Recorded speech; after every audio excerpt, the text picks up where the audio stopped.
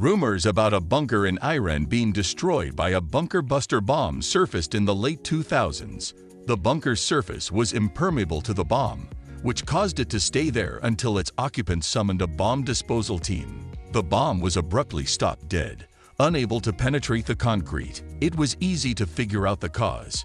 In the field of ultra-high-performance concrete, or UHPC, Iran was a pioneer. It appears that their most recent was too much for conventional bunker busters. Dr. Stephanie Barnett of the University of Portsmouth in the United Kingdom is pushing the boundaries of ever better security by working to create tougher concrete to defend civilian structures against terrorist attacks. She is familiar with the tale and is aware of the shifting balance between offense and defense. Although her talks have been well received by civilian audiences, she occasionally gets less enthusiastic feedback from military audiences. With a request for the United States Air Force's USAF brand new GBU-72 Advanced 5K Penetrator Bomb, which has not yet been put into service and was just tested for the first time last October, Israel is now raising the bar once further. It weighs 5,000 pounds, just as the GBU-28, but it has substantial advancements over the earlier model. The Air Force won't provide specifics. The creation of the GBU-72 and Israel's urgent need for it may be signs that bombs are losing the quiet arms race with concrete. The United States Air Force employs the GBU-57AB Massive Ordnance Penetrator, MOP, a precision-guided bunker buster made by Boeing to demolish heavily fortified enemy bunkers, such as those hiding a stockpile of WMD. Shin Godzilla and Shin Ultraman, two Toho movies released in 2016 and 2022, both contain a fictitious version of the MOP known as MOP-2. After supplies for 10 of the country's most potent non-nuclear weapons ran out during tests, U.S. Central Command asked Congress for $35 million more than what was requested in the White House's most recent budget proposal. Built by Boeing Company, the Massive Ordnance Penetrator, or GBU-57 Bunker Buster, weighs 30,000 pounds, 13,600 kilograms, and may be used to attack targets that are deeply buried or otherwise challenging, such as potential nuclear bunkers in nations like North Korea or Iran. A $70 million contract for the construction of additional massive ordnance penetrator bunker-busting mega-bombs is being requested by the U.S. Air Force from the Boeing Company. The GBU-57 Massive Ordnance Penetrator carriage and release equipment is needed, according to representatives of the Air Force Life Cycle Management Center at Eglin Air Force Base in Florida.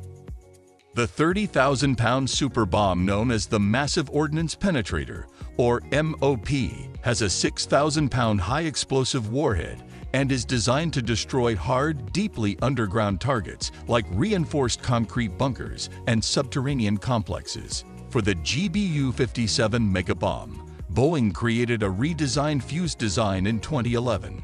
At its facility near St. Charles, Missouri, Boeing created the Massive Ordnance Penetrator for the U.S. Defense Threat Reduction Agency. The Massive Ordnance Penetrator is a weapon that the U.S. Air Force B-2 and B-52 heavy bombers carry for dropping from great heights. At the DTRA Weapons Tunnel Facility at White Sands Missile Range, New Mexico, Boeing finished a static tunnel lethality test of the MOP munition in March 2007. The Massive Ordnance Penetrator superbomb was created in response to growing international anxiety over the ability of nations openly hostile to the United States, including Iran and North Korea, to acquire and use nuclear weapons. The 20-foot-long conventional Massive Ordnance Penetrator is intended to strike targets more forcefully than any other nuclear bunker-busting weapon currently in use before exploding its 3 tons of explosive payload. The massive airdropped weapon is planned to have an explosion that can travel up to 200 feet through reinforced concrete, which can endure a pressure of 5,000 pounds per square inch. Before detonating, the bomb will penetrate reinforced concrete more than 26 feet deep. Due to the severe G-forces of impact from a great height, it necessitates exceptionally ruggedized guiding, fusing, and other onboard electronic components to survive and function. This contract calls for Boeing to complete the work in St. Charles, Missouri, by April 2026. Even though the GBU-57 large ordnance penetrator was tested on a B-52 back in 2009, the B-2 Spirit stealth bomber is the only aircraft in the U.S. Air Force inventory that can now drop the massive 30,000 pounds, 14,000 kilograms, MOP weapon in an operational manner. The 20-foot-long, 14-ton GBU-57 GPS-guided bomb is reported to be able to pierce 200 feet of concrete before detonating, making it the weapon of choice for attacks on targets that are underground, such as North Korean bunkers. The 11-ton GBU-43B MOAB, Massive Ordnance Air Blast, commonly referred to as the mother of all bombs, is occasionally confused with the MOP. The GBU-43B was initially dropped on an ISIS cave complex target in Afghanistan by a U.S. Air Force Special Operations MC-130 Combat Talon II on April 13, 2017, making the MOAB the largest conventional air-dropped bomb ever used by the American military.